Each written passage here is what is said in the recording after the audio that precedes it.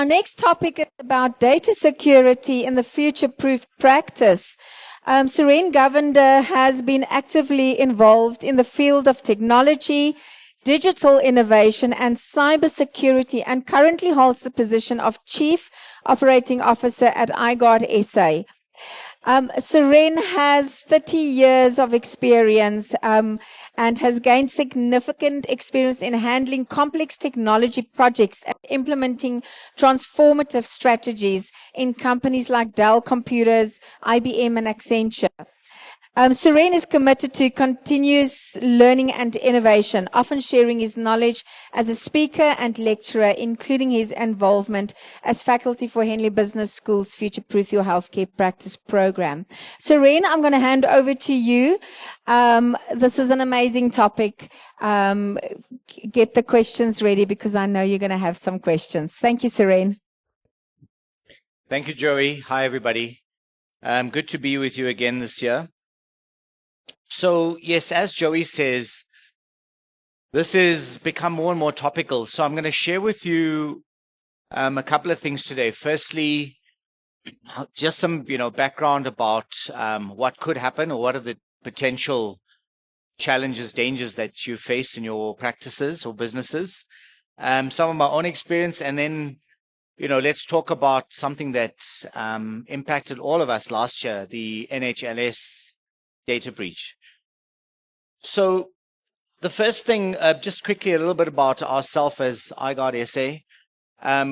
We're a 24/7 operation. We serve very large clients, and our capability is primarily focused around cybersecurity. So, with about 30 years of experience there, we've actually seen it all. I think we've dealt with most of the breaches that have occurred in the country. So that's just a little bit about ourselves. Something unique about the business is that we run a dark web intelligence operation. And what that means is that we are actually monitoring the activities of these ransomware gangs. But I'll share a little bit about that as we go through this. So I want you to just maybe imagine for a moment, I don't know, this is just an arbitrary practice I made up, but here you are one morning, the receptionists open up the practice or start up their computers, and the next thing, they see this on their screens. Now, if you haven't been in this situation already, I think you already said it, often we just don't know that we're under attack or that there's an imminent attack. So that's the first thing to appreciate, is that with the thousands of vulnerabilities that are out there, and I think more particularly the fact that you entrust your systems and your data to your third-party providers, your health record provider, your billing system provider, your medical aid links, etc. So, you are literally saying, I'm entrusting this operations of data to you. And we find that about 80% of data breaches or cyber attacks stem from third parties. We've seen this literally, across as a pattern in South Africa. So, I think that the message here is this could happen to you. Not here to scare you today, but this could happen to you. It's because it happened to me. So prior to getting into iGuard and joining the team, I was Group CIO, Group Information Officer at Life Healthcare Group. And you may remember it was almost 5 years ago in June 2020, middle of hard lockdown. We experienced a major cyber attack.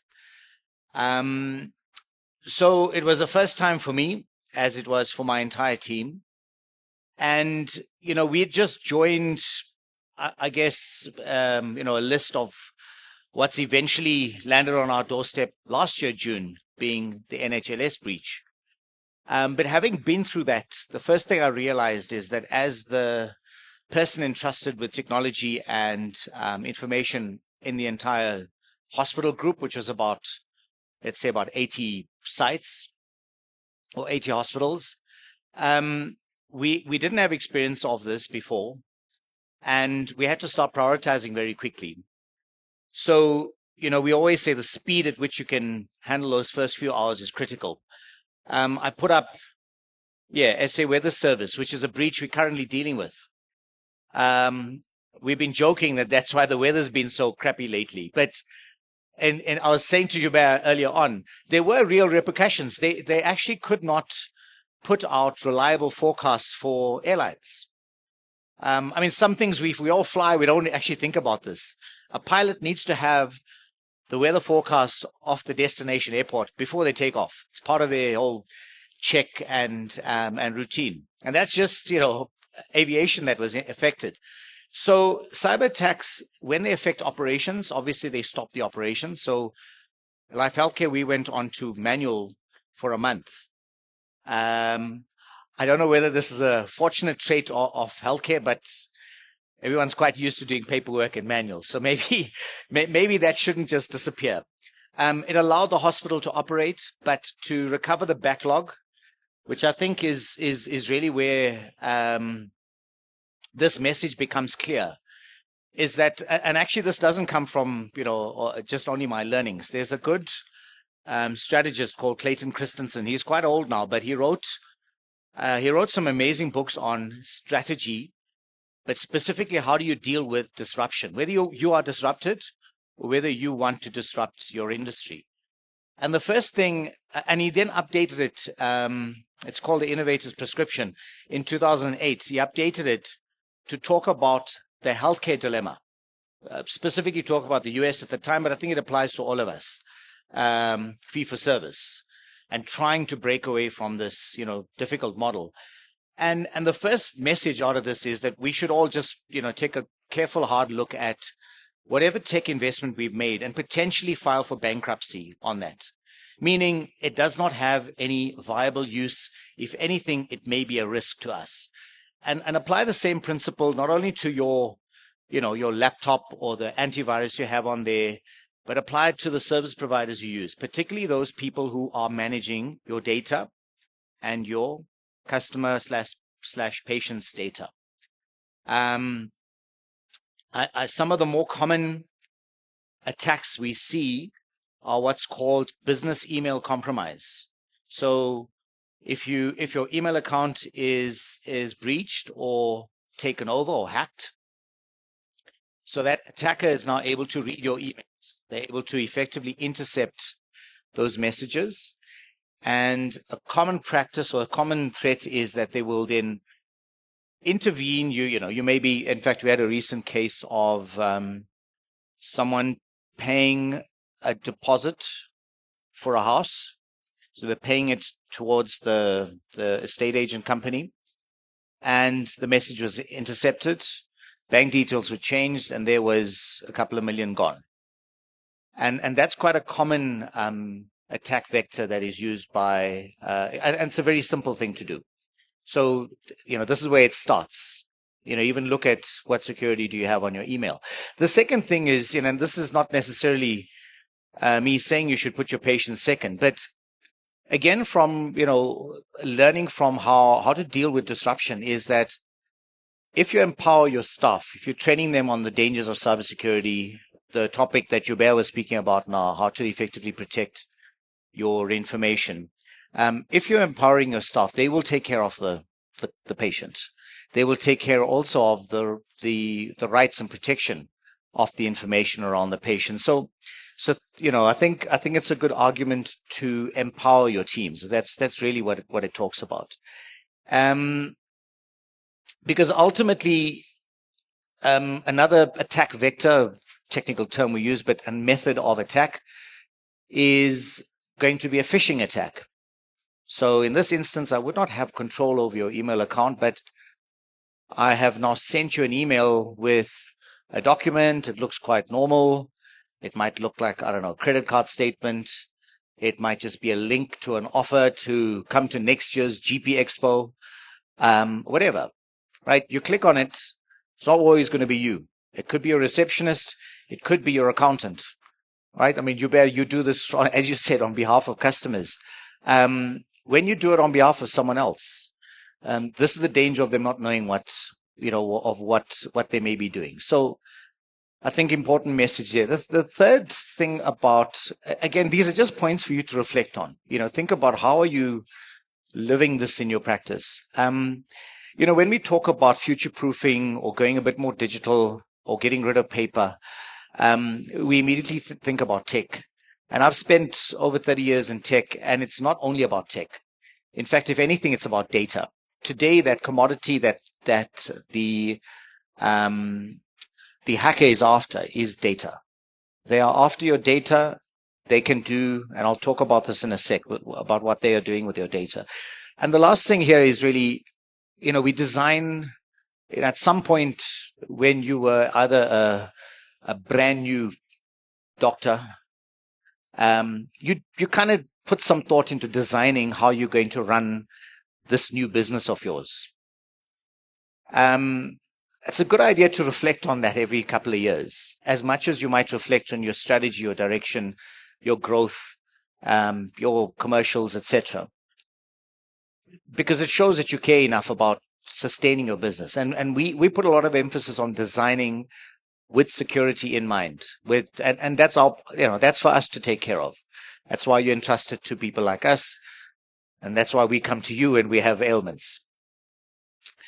If you do decide to make radical change or, disrupt yourself from inside by going a bit more digital or going fully digital, consider that you've got to be deliberate with this. Most of the projects I've seen over the years that have appeared as compromise projects have been half-baked or half-finished projects. So if you start something, finish it, especially when it relates to tech or information. Because what ends up happening is you end off with copies of things all over the place, and you'll forget in a couple of years what you meant to be protecting versus what you should have deleted a while back. So I want to spend a couple of minutes just talking about this breach at the NHLS last year. So this was in June last year. So they were hit by a ransomware group called Black Suit. Now, Black Suit have a bit of a history. They've come from, it's just moved off. Is it all right? Okay.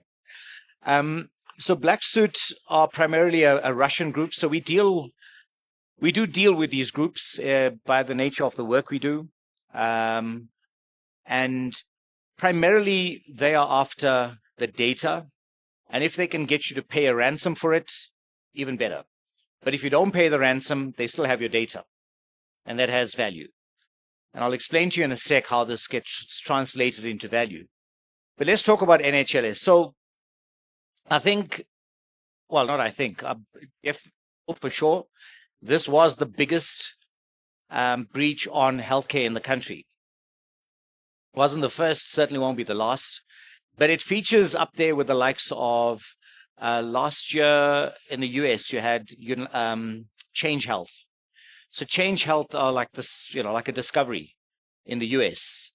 Millions of members, but more importantly, they pay to healthcare professionals in total over 1 million. So they pay, right? They are your payer, and for a month, no one got paid. So can you imagine what that did to the US healthcare system when practitioners could not be paid for a month? The knock-on was that the CEO was called into the White House. Now, in the case of NHLS, how's this, right? The poor CEO here had been in the job for a month when this happened. I mean, I watched I had to watch it again just to remind myself over what had happened at that time. And just like watching her interviews, you could literally see the paralysis on her face. And that's what this does. It paralyzes the organization when you have a breach like this. Now, this impacted all of us because the NHLS serve 80% of the country's citizens. And we have, dire implications when bloods that are needed within hours are only available within days. And often, I think, I'm going to take a guess, but 70-80% of your acute decision-making is based on pathology. And when you have the biggest pathology service provider, especially in the public system, out of action, where, yes, you could do some tests, but, I actually remember they were even overwhelmed with the phone calls, because that's the only way they had, WhatsApps and phone, to distribute test results. And then we talk about the Poppy nightmare that was created. I don't even want to think about it, right? So now that we've had, quite a nasty shock from the NHLS breach, my question to you is, what's next, or who's next? We're talking right now about digitizing our citizenry, which necessarily means in time a digital health record, which is fantastic. Electronic health record has to be the way to go. But with that, a whole bunch of new risk, right? So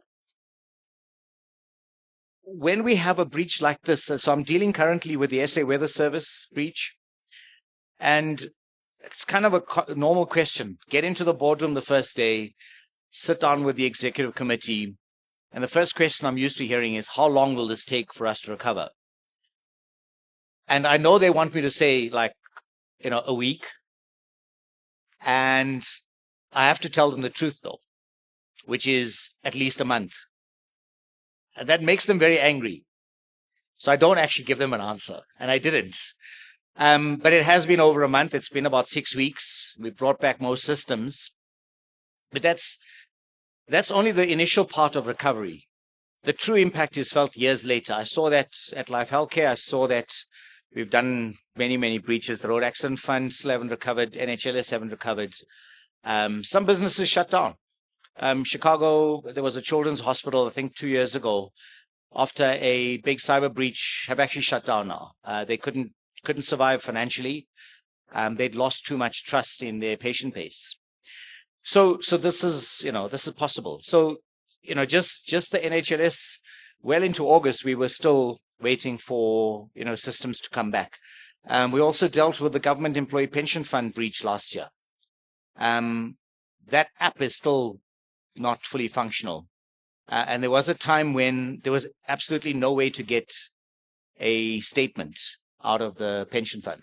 So these are very real implications. And, going back to my earlier points, the biggest failure for all of us is not making that continuous investment in tech and having a security mindset. Because it's a culture. It's not a thing. It's not a department. You shouldn't entrust it to someone or an entity. It's a culture that you need to build. So I did say I'll talk about the origins of these hackers. So as you understand the internet, we have the surface web. It's familiar to you. It's Google. It's the things you're able to access freely. We then have the deep web, which is your bank accounts, anything that's protected with a username and password. And then you have the dark web. So the dark web was created by the US Department of Defense at the beginning of the internet. Also happened to coincide with the end of the Cold War, where they moved their espionage operations digital, and started using the dark web to communicate anonymously, right? So had a purpose, but it's been hijacked. It's been hijacked by basically organized crime, global organized crime. So the methods they use are not necessarily very high tech and lots of keys getting punched. No, primarily it's about human manipulation. It's about seeing how much information or how far they can take you, right? And often it'll be one of these things, right? A new friend or some urgency, or if you ask a question, suddenly it goes quiet. So I think we've all been here. Your classic phishing email. With the advent of, kind of free generalized or AI tools, or even tools that can help check your grammar, the issues that were historically there, we could figure out what a phishing email was. They're not there anymore. I mean, I can show you mails that look, in fact, the author would not make out that it was from someone else. So this is the first or the biggest tool in their toolbox, is the art of manipulation. Second thing is that, we say that when you're thinking about how to deal with this, because it's a big topic, you just think about, we all became couch virologists after COVID, right? So I think we understand this kind of model very easily. So in healthcare, your early detection is you're going for checkups, you're looking for anomalies. If you find something, you want to contain it. And your body does that naturally, right? You have your immune system that does this. And then finally, if you need treatment, you're going to try and remove this pathogen. So in cyber, we pretty much want you to follow the same kind of thinking, is that you want to do regular checks. So you're going to employ some kind of tools for, viruses or ransomware. Behavior, we actually do a lot around behavioral analytics. So we look at what you're doing, which looks normal, and then is your behavior suddenly changing? We will identify, we'll isolate, and then we'll remove or we'll repair. And that all happens through active services. And that's why, companies like us exist. We actively take over this problem for you. This is not about having, maybe your kind of home security where it's just monitored if there's a break-in. This is a 24/7 threat. Couple of tips for you quickly. So the first topic we always talk about in this context is passwords. The easiest thing is, use a password manager. The ones on your phone are good enough, the Google, the Microsoft, or whatever. You also have others that you pay for. But remember, it is still a service that needs to be maintained. That table there just gives you an idea of how much of complexity you should have in your password, because that's how long it'll take me to crack your password, right? So if you were to, be quite lazy and just use 6 characters, I would be able to instantly crack that using a password cracking tool. I normally, personally, I use about 12 characters. So at least 200 years. So I'm okay. And our CTO, he actually uses more. He uses like 20 characters. And yeah, to remember, it can be, that's why I recommend, use one of these methods or use a password manager. Hubert spoke about backups. It's a simple kind of 3-2-1 rule. You want 3 copies. The frequency of how often you copy, up to you, but 3 copies, at least 2 of them on different storage media, meaning, it's on a disk or a hard drive, and it's also on a cloud, and it's on another piece of media. And then the third one in a remote location. So a cloud would be deemed a remote location too, as long as it were separated. It's not a direct link because you don't want an attack to spread. Think of it like a virus. Anything it's connected to, it's going to infect, right? So treat your backups like that. I think antiviruses are obvious, but we're finding that we now have AI-based threats which are able to bluff the antivirus that they're not malicious. So we are now using behavioral techniques, which means we need to be monitoring on an ongoing basis. We look at firewall, what's happening on the computer or phone. We look at the type of behavior various people are how they're performing, and then base our threat score on that. So it's become a lot more complex than just having an antivirus. Be careful of social media. I think this is probably your biggest risk. So my personal practice, my personal behavior, is that I don't have any pictures or any records of my children on the internet. 0. They're 13 and 16, and it will remain until they make that decision for themselves. But that's just an example of how seriously we got to take this. Why? I use the Facebook example. First day of school, in their brand new uniforms and shiny new shoes. What are you doing? Taking pictures and putting it on Facebook. From that, I know where, what time, I know what you look like, I know the child's name, etc. Go figure out the rest for yourself, right? So this is the real danger we put ourselves in when we share that type of information on social media. That's probably your biggest, I've actually seen LinkedIn, another dangerous place, because what do? We celebrate our successes on there. and then all of our people go and post it on different platforms. You've lost control of where this thing's going and who knows what. All right, so if you get this $1,000 Amazon gift card, too good to be true, it probably is. Phishing is becoming very sophisticated, so I think the simple thing is, think before you click. And a click can happen from anyone, anywhere.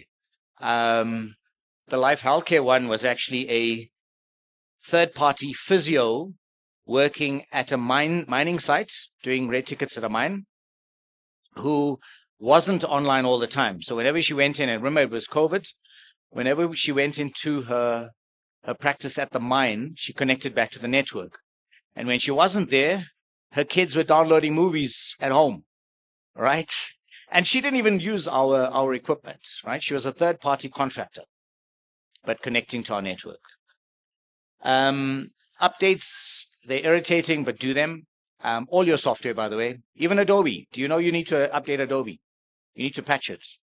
So again, you won't know that, but these are the things we kind of take away that thinking for you. And then finally, we have a principle in cybersecurity called zero trust. I kind of go around life like this at the moment. You trust no one, and you verify every single time. And the verify every single time means that even though I might have met you a bunch of times, every time I meet him, every time he wants to talk to me or I want to talk to him, we have to exchange credentials, right? Now imagine if you had to do that in the real world. Now here we trust each other because I know him, right? Remember the days when your bank manager said, it's fine, I know them, right? I know you. You can actually withdraw on the phone. You could do this because they knew you. So verifying is becoming more and more difficult because I'm sure you've seen some of these deep fake videos. If I can, do something like that with a video, a lot easier with the phone, by the way. It's called phishing, voice phishing. Where you get a call, it sounds like someone you know, might even sound like someone very close to you. They will be having an emergency. They might need some money immediately or might need you to meet them somewhere. Are you going to verify? Maybe not. Some people don't. Right? So this is the principle we ask you to adopt, especially when you're dealing with privileged personal information, which is what medical information is. I think some of you may have learned that today. So if it feels wrong, trust your gut. You've been doing this for a long time. You know what good or bad looks like. So, don't let that bad feeling go, because this is what hackers are hoping you will do. And then, talk about when you have your staff meetings, have that conversation about what are people actually looking at. So in our offices, we've actually now stopped social media on the network, not because it was bad content. It was eating up so much of our network, of our internet, right? Because this is what people are doing. They're sitting on your Wi-Fi and looking at videos all day long.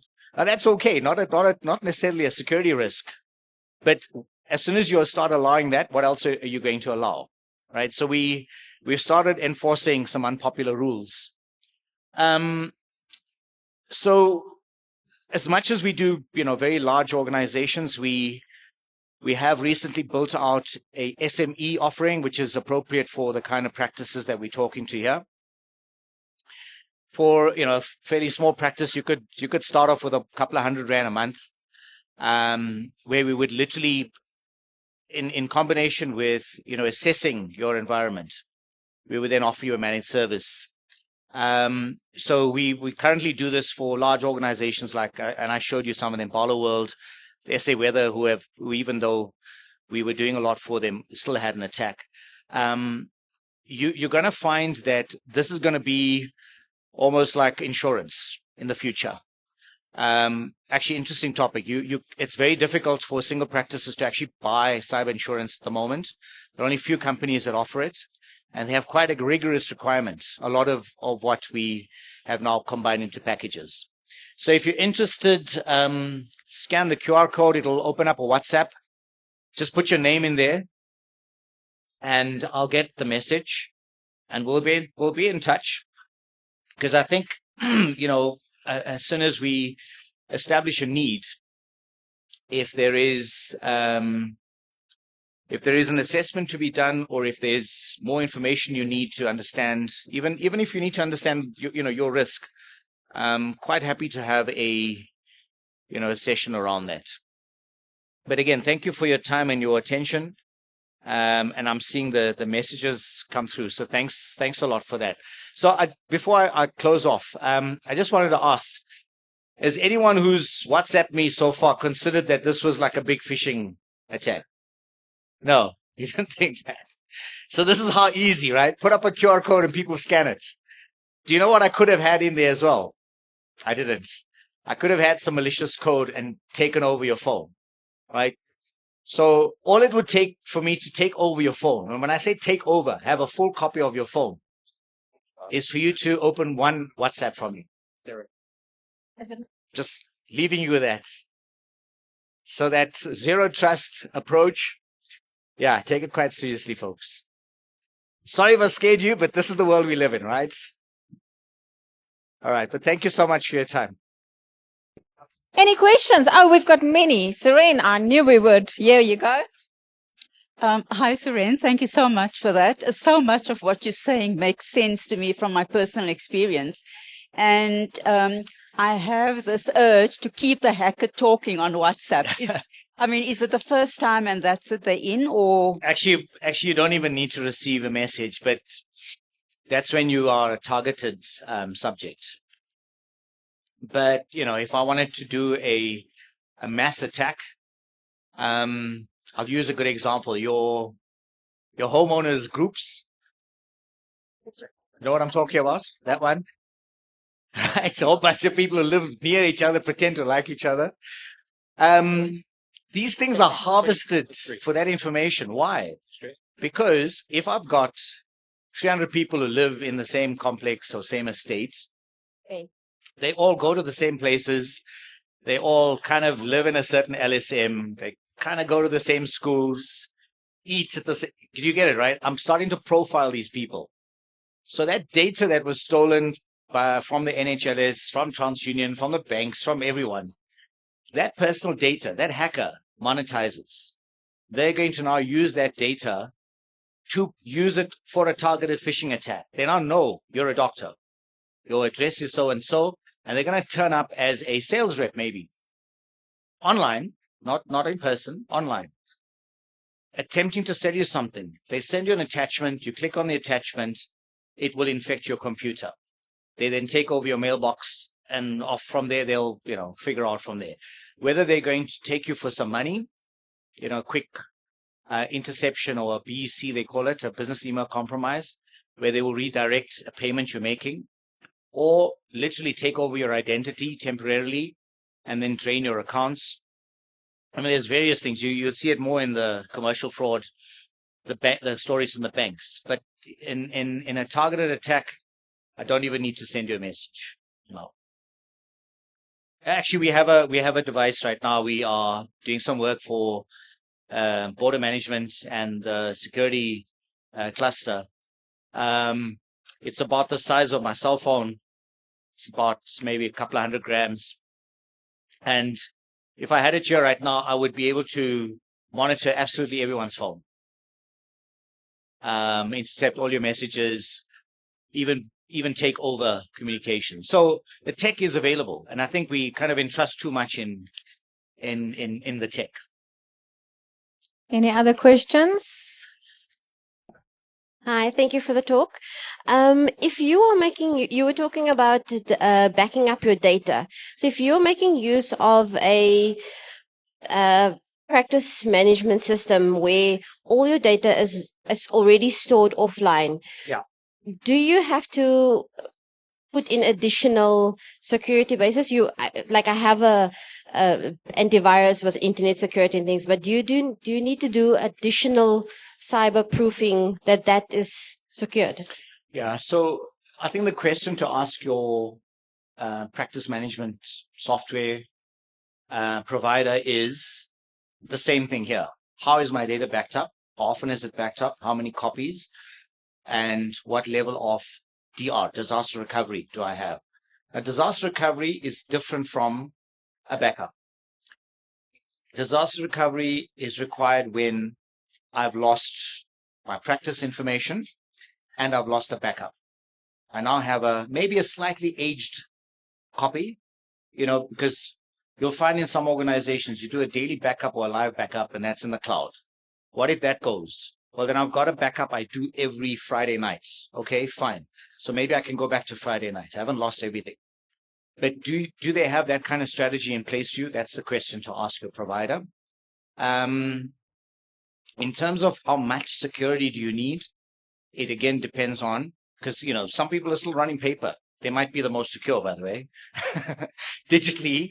But when you have a multitude of providers, you got to have almost a checklist and ask all of them the same question. I mean, you should be asking your bank that question, by the way. They are a facilitator in your business. Anybody else? Well, I am sure you're all now thinking about what's on your cell phones and on your iPads. Yeah. I know I am. Yeah. Every time after your presentation, I clean everything and I back up everything. That's crazy. This is the man to get hold of. Talk to him. Don't let your data get breached. Don't let it get stolen. Don't let them hack you. You don't have to. He's going to sort you out. So, okay, please talk to this man. Suren, thank you so much. I know you scare the living daylights out of everybody every time. But we do need to sometimes do that because we want to protect ourselves and our product, our companies, our businesses, our personal lives. Do that.